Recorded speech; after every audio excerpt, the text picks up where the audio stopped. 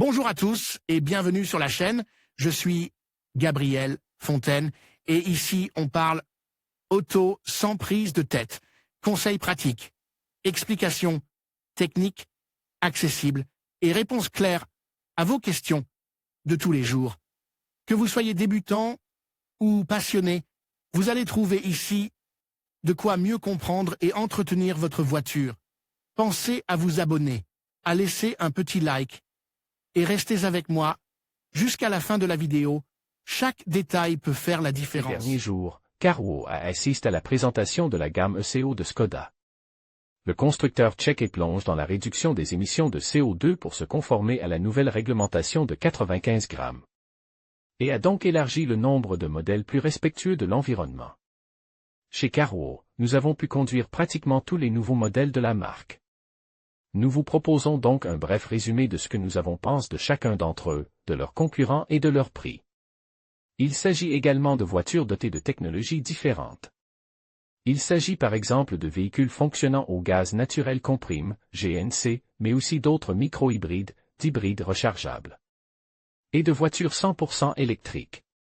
Mais avant d'entrer dans les details, regardons de plus près ce qu'est ce constructeur, ses ventes, ses concurrents, son offre écologique et les modèles à venir. Škoda, l'un des best-sellers du groupe Volkswagen. Si Škoda est une marque relativement petite en Espagne, elle est très importante dans le monde. Par exemple, en 2019, la firme tchèque a vendu un total de 1,2 million d'unités, dont la plupart, un total de 875 000 unités, étaient destinées à l'Europe.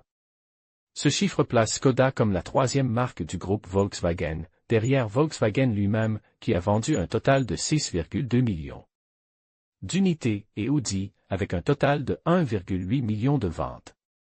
L'Espagne est le huitième marché de Škoda, avec environ 30 000 unités vendues et une part de 2,2% du marché total. En ce sens, les responsables de la marque tchèque en Espagne soulignent que Škoda, compte tenu de sa gamme, devrait avoir une part de vente plus proche de 3%. C'est pourquoi ils se sont fixés pour objectif d'y parvenir. Élargir la gamme des SUV. Parmi les ventes de Škoda, son modèle phare est la Škoda Octavia. Dans le monde, une voiture sur 3 vendue par la marque est une Octavia. En Espagne, en revanche, le marché est unique. La Škoda la plus populaire dans notre pays est la Škoda Fabia. Vient ensuite la Škoda Karoq et en troisième position la Škoda Octavia. Cependant, en Espagne, ils sont convaincus que la gamme de SUV sera la clé de leur stratégie. En 2019, les SUV de Škoda occupaient déjà 32% des ventes totales et cette année, ce pourcentage sera plus élevé. Outre le Škoda Karoq déjà mentionné, il y a également le SUV 7 places Škoda Kodiaq et le nouveau venu Škoda Kamiq, l'un des SUV urbains les plus intéressants disponibles aujourd'hui. 20% des ventes de voitures seront des ECO. Voilà pour aujourd'hui. Mais il est maintenant temps de se tourner vers demain. Et là, Škoda est clair. Selon la marque tchèque, d'ici à 2020, 20% des ventes en Espagne devraient être des voitures écologiques. Et par voitures écologiques, nous entendons les micro-hybrides, les hybrides, les voitures rechargeables, les voitures purement électriques et les voitures à gaz. En d'autres termes, des modèles portant les labels ECO et 0. L'explication n'est autre que la réglementation susmentionnée sur les 95 grammes de CO2, qui oblige les constructeurs à réduire leurs émissions. Voiture Škoda avec label ECO. Škoda a donc élargi sa gamme de voitures ECO. Une gamme composée de la plupart de ses modèles avec différentes technologies de propulsion. Ainsi, par exemple, Škoda mise dès aujourd'hui sur les moteurs GNC, gaz naturel comprime, qui équipent la Kamiq et la Scala. De plus, la prochaine Octavia, qui arrivera au second semestre, sera également disponible avec ses moteurs, qui confèrent à ces modèles le label ECO. Toujours en 2020, mais un peu plus tard, la nouvelle Škoda Octavia sera équipée de moteurs micro-hybrides ou hybrides légers, offrant ainsi un nouveau label ECO à la gamme de la marque tchèque. Les voitures Škoda avec le label 0. En ce qui concerne le label 0, qui englobe les voitures hybrides rechargeables et les voitures purement électriques, Škoda propose également une gamme complète. Elle propose la Škoda Citigo 4, une petite voiture électrique similaire à la Cycle Mi électrique et à la Volkswagen Up. Ainsi que la Škoda Superb 4, qui est la version hybride rechargeable de cette remarquable berline. En outre, la nouvelle Skoda Octavia déjà mentionnée, qui sortira au second semestre 2020, proposera également des versions hybrides. Rechargeables, tant dans la configuration normale que dans la variante sportive RS. Au volant de la Skoda Scala GTEC. L'heure de vérité a sonné.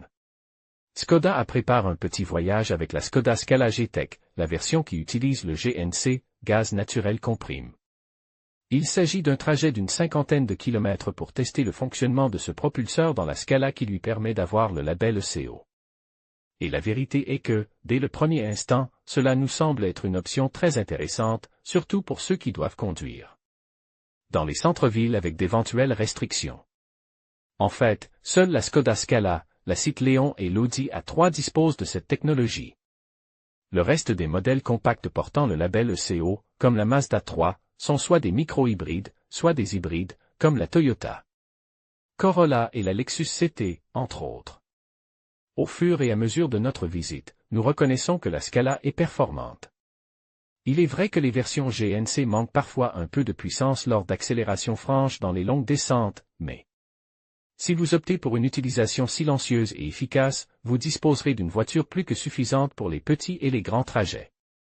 En outre, Skoda nous rappelle non seulement que nous pouvons circuler librement dans le centre de Madrid, mais aussi qu'avec un GNC, nous économiserons environ 430 € par an, que nous émettons moins de CO2 qu'avec une essence, moins de NOx qu'avec un diesel et que nous économiserons également sur les péages et le stationnement réglementé.